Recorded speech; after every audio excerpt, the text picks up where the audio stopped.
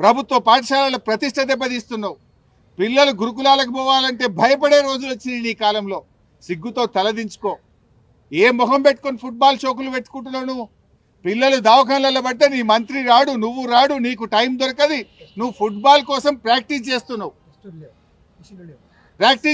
నువ్వు. వీడికి వస్తే అల్ట్రాసౌండ్ చేయలే పిల్లలకు.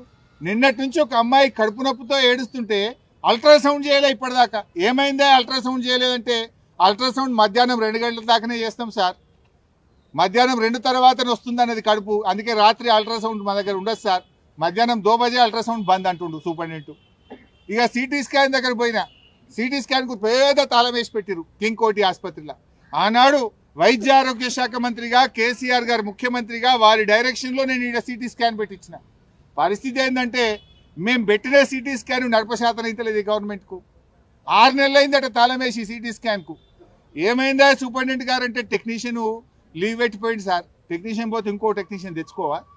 6 నెలలకెళ్ళి సిటీ స్కాన్ పనిచేయకపోతే పేదల పరిస్థితి ఏంది? పేదలు ప్రైవేట్లో పోయి సిటీ స్కాన్ చేయాలంటే 4,000 5,000 ఖర్చు అయింది కదా. 6 నెలలకెళ్ళి సిటీ స్కాన్ రూమ్కు తాళమేసి పెట్టిందంటే ఈ పాలన ఎట్లా ఉందో మనం అర్థం చేసుకోవచ్చు. సో ఏది ఏమైనా ఇప్పటికైనా ప్రభుత్వాన్ని, రాహుల్ గాంధీని కోరుతున్నాం, రాహుల్ గాంధీ ఫుట్బాల్ చూసుడు కాదు, ఈ పిల్లల్ని చూడొచ్చి కోటిలో నీలఫర్లో ఉన్న పిల్లల కడుపు నొప్పితో బాధపడుతున్న పిల్లల్ని చూడు, కనికరం చూపు, రేవంత్ రెడ్డికి డైరెక్షన్ ఇచ్చి ఇలాంటి పునరావృతం కాకుండా చేయాలని చెప్పి డిమాండ్ చేస్తున్నాం.